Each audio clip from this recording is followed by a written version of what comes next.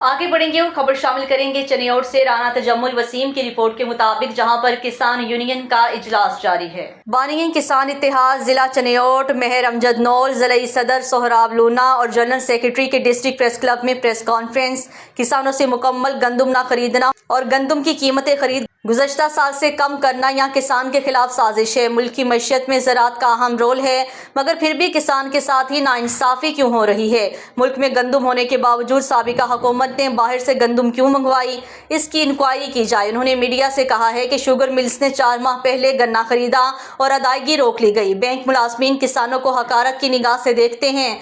Assistant bank फौरी notice लें। बारदाना मिल नहीं रहा, ऐप चल नहीं रही। वापडा ने जुल्म की इंतहा की हुई है। बिजली के बिल पर टैक्स ज्यादा आयद किया गया है। किसान को खाद ब्लैक में महंगी मिल रही है। इंतजामिया माफिया के आगे बेबस नजर आ रही है। चनियोट में कल 7 लाख मेट्रिक टन गंदम काश्त की गई है। इंतजामिया का हदफ 5 मराकज़ पर 25,000 मेट्रिक टन गंदम है। अगर किसानों को उनका हक न दिया गया तो अपनी मरकजी क़यादत किसान इत्तेहाद चौधरी खालिद बाट ग्रुप के साथ मिलकर पंजाब असम्बली के सामने धरना देंगे।